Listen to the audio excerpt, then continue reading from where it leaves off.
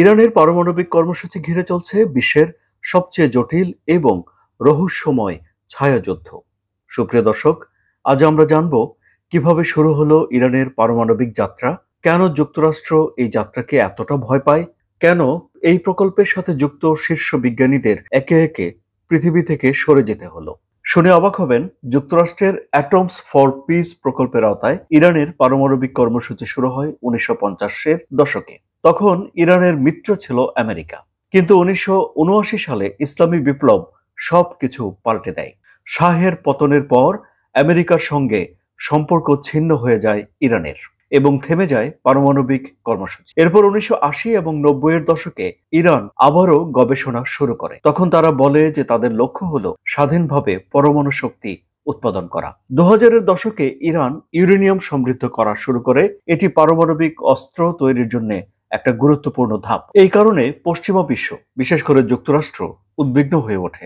2015 সালে 12 বছরের আলাপ আলোচনার পর 6টি বিশ্ব শক্তির মধ্যে একটা চুক্তি স্বাক্ষরিত হয়। এই ঐতিহাসিক চুক্তিকে বলা হয় joint comprehensive plan of action. এই চুক্তি অনুযায়ী ইরান তার পারমাণবিক কার্যক্রম সীমিত করবে এবং বিনিময়ে ইরানের উপর আন্তর্জাতিক নিষেধাজ্ঞা শিথিল করা হবে। কিন্তু 2018 সালে প্রথম মেয়াদে ক্ষমতায় এসে প্রেসিডেন্ট ডোনাল্ড ট্রাম্প সেই চুক্তি থেকে যুক্তরাষ্ট্রকে সরিয়ে নিয়ে যান। তখন থেকে আবার এই নিয়ে উত্তেজনা বাড়তে থাকে। প্রশ্ন হলো, যুক্তরাষ্ট্র কেন ইরানের এই কর্মসূচির বিরোধিতা করে? মূলত যুক্তরাষ্ট্র আশঙ্কা করে, ইরান যদি পরমাণু অস্ত্র তৈরি করে তাহলে মধ্যপ্রাচ্যে সামরিক ভারসাম্য ভেঙে পড়বে এবং তা যুক্তরাষ্ট্রের বন্ধু ইসরায়েলের জন্য হয়ে উঠবে সবচেয়ে বড় হুমকি।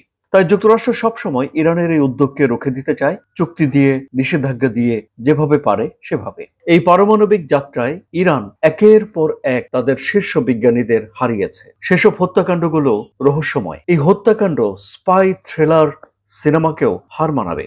যেসব বিজ্ঞানী হত্যাকাণ্ডের শিকার হয়েছেন তাদের মধ্যে রয়েছেন ডক্টর মাসুদ আলী মোহাম্মদী। তাকে 2010 সালে মোটরসাইকেলে রাখা রিমোট কন্ট্রোল বোমা দিয়ে তার বাসার সামনে তেহরান শহরে হত্যা করা হয়। তিনি পারমাণবিক পদার্থবিজ্ঞানের মৌলিক গবেষক ছিলেন। আরেক শীর্ষ বিজ্ঞানী মাজিদ শাহরিয়ারিকে 2010 সালে গাড়িতে চুম্বক বোমা বিস্ফোরণ করে হত্যা করা হয়। তিনি ইউরেনিয়াম সমৃদ্ধকরণে জড়িত ছিলেন। একই দিনে আরেক বিজ্ঞানী ফেরিদুন আব্বাসের উপরও একইভাবে হামলা করা হয়, কিন্তু তিনি বেঁচে যান। ইরানের পারমাণবিক কর্মসূচির জনক মোহসেন ফখরিজাদেকে 2020 সালে হত্যা করা হয়। স্যাটেলাইট নিয়ন্ত্রিত মেশিনগান দিয়ে তাকে হত্যা করা হয় বলে অভিযোগ রয়েছে এবং এই অপারেশনে সময় লেগেছিল মাত্র 60 সেকেন্ড।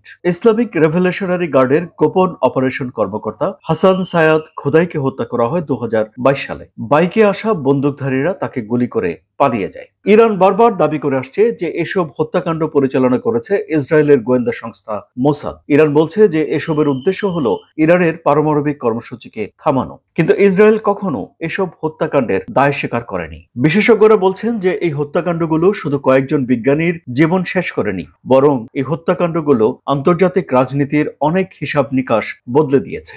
ইরানের এই যে পারমাণবিক কর্মসূচি, এ শুধুমাত্র একটি দেশের উন্নয়ন বা বিপর্যয়ের গল্প নয়, এ শুধুমাত্র গোয়েন্দা হত্যাকাণ্ডের গল্প নয়, এ শুধুমাত্র টপ বিজ্ঞানীদের হারিয়ে যাওয়ার গল্প নয়, এটি আসলে একটি জটিল বিশ্ব কূটনীতির বাস্তব চিত্রই আমরা ধরে নিতে পারি। তাহলে সুপ্রিয় দর্শক, এই পারমাণবিক লড়াইয়ের শেষ কোথায়? কে জিতবে এই ছায়াযুদ্ধে? ইরান এবং যুক্তরাষ্ট্রের মধ্যে যে আলোচনার সূচনা হয়েছে তা কি এই ছায়াযুদ্ধকে থামাতে পারবে?